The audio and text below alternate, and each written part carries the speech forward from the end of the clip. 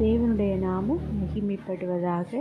இன்றைய நாளிலும் மத்தேயு 1ஆம் அதிகாரத்தில் நான் கற்றுக்கொண்ட ஒரு சில வார்த்தைகளை உங்களோடு பகிர்ந்து கொள்ள விரும்புகிறேன். நீங்களும் தெரிந்து கொள்ளுங்கள். முதலாவதாக நாம் பார்ப்போமே என்றால் 14 தலைமுறைகள் பற்றி குறிப்பிடப்பட்டுள்ளது. அது எந்தெந்த தலைமுறைகள் என்று நாம் விரிவாக பார்ப்போம்.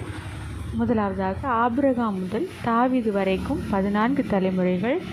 இரண்டாவது தாவீது முதல் பாபிலோனுக்கு சிறைப்பட்டு போன நாட்கள் வரைக்கும் 14 தலைமுறைகள்.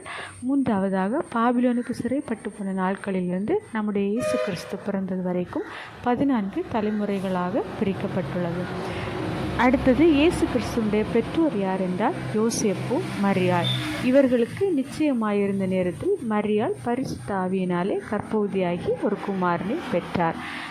இயேசு என்பதன் அர்த்தம், அதாவது பொருள் என்னவென்றால் நமது ஜனங்களின் பாவங்களை நீக்கி அவர்களை இரட்சிப்பார் என்று குறிப்பிடப்பட்டுள்ளது. இரண்டாவதாக ஒருவரின் பெயரை குறித்து பொருள் குறிப்பிடப்பட்டுள்ளது. அவர் இம்மானுவேல். அதனுடைய பொருள் என்னவென்றால் தேவன் நம்மோடு இருக்கிறார் என்று அர்த்தம். தேவனுக்கு நாமும் மகிமைப்படுவதாக. நாளைக்கு இன்னும் இதே அதிகாரத்தில் ஒரு சில வார்த்தைகளை கூட நாம் பகிர்ந்து கொள்ள இருக்கிறோம். நீங்களும் தியானத்தோடு சேர்ந்து என்னோடு தியானியுங்கள். ஆமென்.